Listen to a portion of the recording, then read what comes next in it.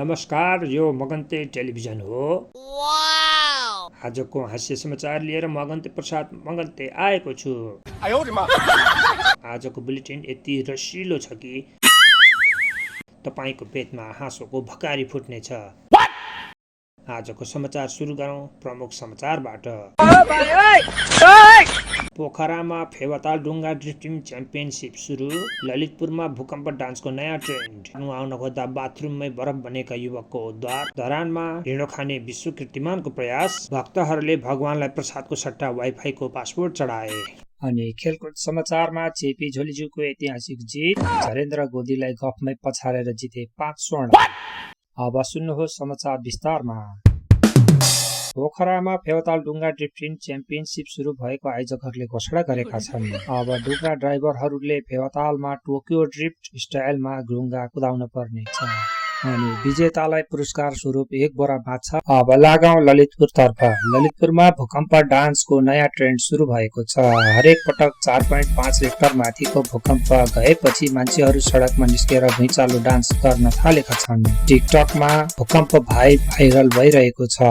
नेपालमा यति जाडो बढ्यो कि एक युवकले नुहाउन भने जिउमा पानी के खन्याएका थिए। उनी बाथरुममै जाडोले थन्किएको मानव बनेका छन्। आज बिहान 7 बजे चिसोपाटीका एक हिम्मतवाला युवक साप्रोले नुहाउन कसम खाए, तर विडम्बना अहिले उनी बाथरुम भित्र एउटा ठूलो कुल्फी बनेर उभिएका छन्। उनले खन्याएको पानी खस्दा खस्दै बरफ बनेपछि ती युवक अहिले बाथरुम भित्र आइसक्रिम जस्तै जमेर बसेका छन्। उद्धार टोलीले उनलाई पगाल्नका लागि विभिन्न तरिकाहरू अपनाउँदैछन्। हाम्रा संवाददाता फिष्टे प्रसाद बिष्टे घटनास्थलबाट हामीसँग जोडिनु भएको छ। फिष्टेजी, के त्यहाँ साँच्चै मान्छे जमेर आइसक्रिम भएकै हो त? हजुर मगन्तेजी, हाडे सप्र दाजुलाई उहाँको श्रीमतीले पोहोर चैत महिनामा नुहाएको देखि आजसम्म तपाईँ नुहाउनु भएको छैन। तपाईँले आज ननुहाए तपाईँले घरमा खाना पनि खान पाउनुहुन्न भन्नुभएको रहेछ। अनि हाम्रो हाडे सप्र दाजु हिम्मत निकालेर बाथरुममा बाल्टीको पानी टाउकोमा के खन्याएको थियो। पानी झर्दा झर्दै हावामै जमेर बरफ हुनुभएको रहेछ। हाडे सप्रदाय अहिले स्ट्याचु पोजमा हुनुहुन्छ। उनको दाहिने हात टाउकोमा साबुन दल्दै जमेको छ भने देब्रे हात जाडोले गर्दा आफैलाई अँगालो हालेको अवस्था छ। उद्धारका लागि आएका टोलीले उनलाई पगाल्न 10 जना मान्छे मिलेर उनको टाउकोमा तातो मडक चियाप्याइरहेका छन्। अनि टोलका 50 जना बलिया युवकहरूले पालै उनलाई तातो सास लेखिरहेका छन्। उनको वरिपरि 10 वटा हिटर बालिएको छ, तर हिटर उज्यालोले उनी झन् लाइट बलेको आइस मूर्ति जस्तो देखिएका छन्। यो थियो चिसोपाटीको चिसो खबर। यसैबीचमा मौसम विभागले चेतावनी स्वरूप भन्नुभएको छ, आगामी 30 दिनसम्म कसैले पनि नुहाउने दुस्साहस नगर्नुहोला। यदि नुहाउनै परेमा पहिला जिउमा एन्टिफ्रिज हाल्नुहोला वा सिधै तातो कराईमा बसेर जिउ सेकाउनुहोला। अब पानी छुन्नुभन्दा पहिला वकिलसँग सल्लाह गर्नुपर्ने अवस्था आएको छ। अब लागौं धरानतर्फ। धरानमा ढिँडो खाने विश्व कीर्तिमानको प्रयास गरिएको छ। एक युवाले 30 मिनेटमा 10 किलो ढिँडो खाएर बेहोस भए। डाक्टरहरूले भने यो मान्छे होइन, ढिँडोको भर्चुअल स्टोरेज हो। र कीर्तिमान कायम भयो। गिनिज बुकले नेपालको ढिँडोम्यान भनेर नाम राखिदियो। र यसै गरी मन्दिरमा भक्तहरूले भगवानलाई फूल र प्रसादको सट्टा वाइफाईको पासपोर्ट चढाउन थालेका छन्। मन्दिरका पुजारीले भने भगवान पनि अब अनलाइन पूजा सुरु गर्नुहुन्छ। अब भगवानले पनि भन्नुहुन्छ पासपोर्ट चेन्ज नगर भक्त।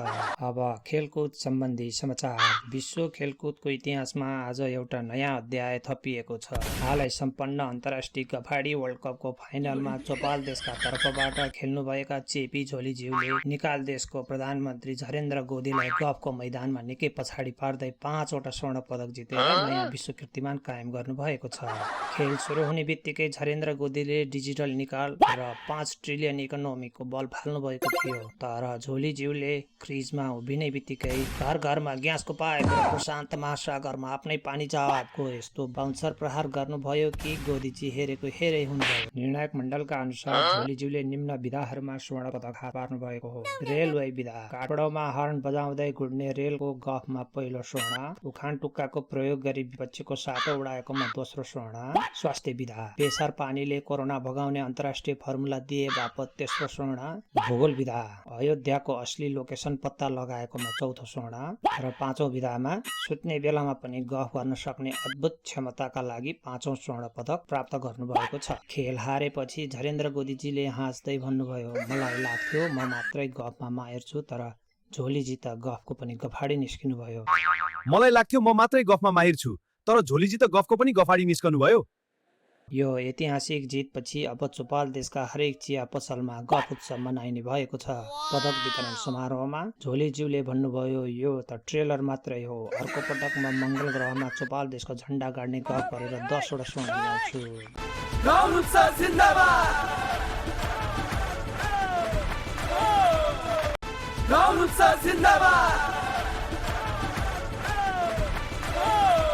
मौसम विभागका अनुसार भोलि दिउँसो आकाशबाट पानीको सट्टा तातो तातो दुध चिया खस्ने सम्भावना छ। त्यसैले भोलि घरबाट निस्किँदा छाता होइन, एउटा ठुलो कप र बिस्कुट बोकेर निस्किनु होला। चिनी कम खानेहरूको लागि भने बादलले अलि माथि नै फिल्टर गर्ने व्यवस्था मिलाइएको छ। यो थियो मगन्ते टेलिभिजन, जहाँ समाचार सत्य हुँदैन तर हाँसो अनिवार्य हुन्छ। यदि तपाईहरूलाई यस्तै पेट मिची मिची हँसाउने समाचारहरू मनपर्छ भने हाम्रो मगन्ते टेलिभिजनलाई लाइक, शेयर र सब्स्क्राइब गर्न नबिर्सनुहोला। आफ्ना रमाइला प्रतिक्रियाहरू पनि कमेन्टमा लेख्नुहोला है। अर्को दमदार बुलेटिन लिएर मगन्ते प्रसाद मगन्ते फेरि आउने नै छु। तबसम्मका लागि हाँस्दै रहनुहोला। बिदा दिनुहोस्। नमस्ते।